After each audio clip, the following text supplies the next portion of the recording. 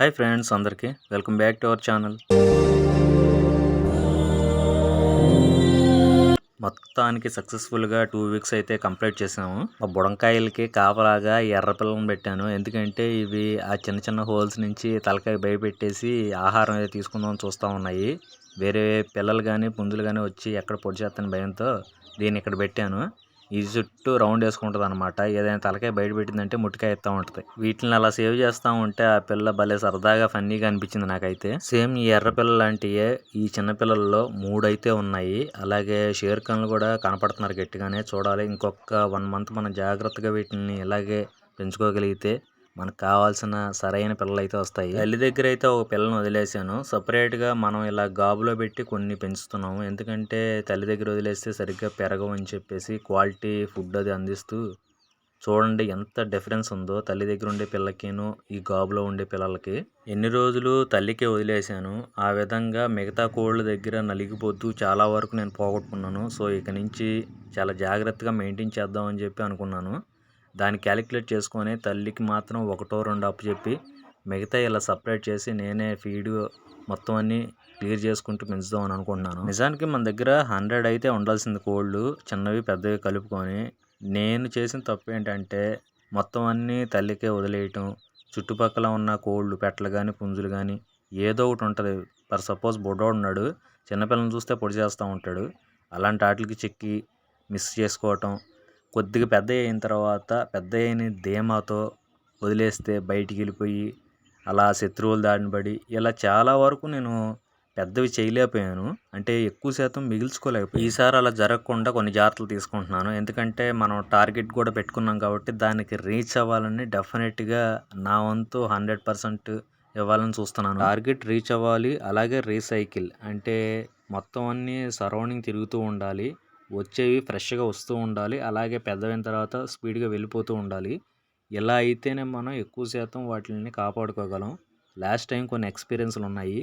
ఎక్కువ కాలం మన దగ్గరే ఉంటే డెఫినెట్గా కొన్ని ఫేస్ చేస్తాము. సో అలాంటి ఎక్స్పీరియన్స్ని బేస్ చేసుకొని ఎప్పటికప్పుడు మన దగ్గర ఫ్రెష్ ఉండేటట్టు చూసుకొని ఓల్డ్ అన్నీ వెళ్ళిపోతూ ఉండాలి బయటికి. మా ఎర్రడికి వచ్చిన పిల్ల అనమాట. సేమ్ అదే క్వాలిటీ ఉంది. ఈ పిల్ల కూడా హెవీ బాడీ, అలాగే హైట్ కూడా అలాగే ఉంది. నెక్స్ట్ మళ్ళీ జనరేట్ అవుతాయి మా ఎర్రోడికి పిల్లలు. సో నెక్స్ట్ ఇది కూడా రెడీ అవుద్ది. వీటి ద్వారానే మనకి బలమైనవి వస్తూ ఉంటాయి. ఆపై మనం ఎన్ని సేవ్ చేసుకోగలిగాం అన్న దాన్ని బట్టే మనకి ఆదాయం అనేది ఉంటుంది ముందు ముందు. వీటికంటూ ఇంకా కొన్ని నేను ఫీడ్ ఖర్చు తగ్గించుకోవడానికి ఇలా పెడితే మాత్రం కంపల్సరీ అవి కలిగేసి కింద పడేయటం ఇలా మనకి చాలా ఎక్కువైపోద్ది, వేస్ట్ అయిపోతూ ఉంటుంది. ఇంకా కొన్ని వీటికి సదుపాయాలు ఏర్పాటు చేయాలి నేను. ఫ్రెండ్స్, నా ప్రతి స్టెప్పు మనం ఎవరి మీద ఆధారపడకుండా నాకు వచ్చే ఆదాయాన్ని బట్టి ఒక్కొక్క అడుగు ముందుకు వేసుకుంటూ వెళ్తున్నాను. కొంతమంది అడుగుతున్నారు, అన్న ఇంకా కొద్దిగా మంచివి తీసుకురానా అని. నిజమే ఫ్రెండ్స్, అవి కూడా మెయింటైన్ చెయ్యాలి. త్వరలోనే తీసుకొచ్చే ప్రయత్నం అయితే చేస్తాను. వాటికి ఖర్చు అయితే బాగా అవుతుంది. మన దగ్గర మంచిది ఒకటి ఉన్నా చాలు, దాని ద్వారానే ముందుకెళ్ళొచ్చు.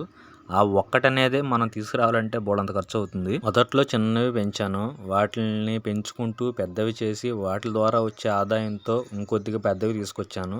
సో నా జర్నీ అయితే ఎలా స్టార్ట్ అయింది. ఎందుకంటే బ్యాక్ సపోర్ట్ అనేది ఎవరు లేరనమాట. ఉండుంటే మేబీ స్టార్టింగ్లో నేను కూడా పెద్ద ఫామ్ అనేది కట్టేసి పెద్ద పెద్ద పుంజులు పెట్టేసే ఉండేమో. అయినా మన కష్టంతో ఎదిగితే దాంట్లో ఉండే కిక్కే వేరు ఫ్రెండ్స్. కానీ పరిస్థితులు అనేవి అందరికీ ఒకలాగే ఉండవు కాబట్టి ఒక్కొక్కళ్ళు స్లోగా వెళ్తూ ఉంటారు, ఒక్కొక్కళ్ళు స్పీడ్గా వెళ్ళిపోతారు.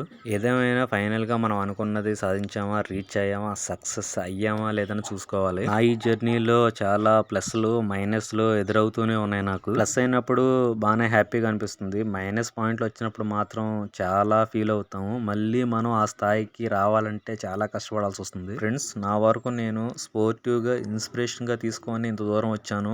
ఇలాగ పెంచుకునే వాళ్ళని పెద్ద పెద్ద వాళ్ళని చూస్తూ ఉన్నాను. సో వాళ్ళంత ఎత్తుకు ఎదగాలని చెప్పి ప్రతిరోజు కష్టపడుతూనే ఉన్నాను. లోన ఒక పెట్ట ఉంది, తెల్ల పెట్టను గంప కింద వేసుకుని దానికోసం వచ్చిందనమాట. ఇది పక్కన షేర్ ఖాన్ ఉన్నాడు కదా, అందుకనే చాలా ఇబ్బంది పడుతున్నాడు లోనికి వెళ్ళాలంటే.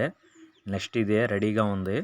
దీన్ని జాగ్రత్తగా పెద్దది చేస్తే మ్యాక్సిమం మనకు ఒక 3 monthsలో ఇది కూడా స్టార్ట్ అయిపోద్ది మరి గుడ్లకి. మ్యాక్సిమం ఇంత పిల్ల వరకు మనం సేవ్ చేసుకోగలిగితే చాలు, ఆటోమేటిక్గా ఇమ్యూనిటీ పవర్తో తర్వాత మనం అంత ఇబ్బంది పడాల్సిన అవసరం ఉండదు. చిన్నపిల్లలప్పుడు ఫస్ట్ 2 నెలలు అయితే మనం చాలా జాగ్రత్తగా ఉండాలి. ఓకే ఫ్రెండ్స్, మన ఫామ్ గురించి ఎప్పటికప్పుడు అప్డేట్స్ ఇస్తూ ఉంటాను. మన వీడియోలు మీకు నచ్చినట్టయితే ప్లీజ్ లైక్ చేసి షేర్ చేసి సబ్స్క్రైబ్ చేసుకోండి. మరిన్ని లేటెస్ట్ వీడియోలతో మళ్ళీ కలుద్దాం.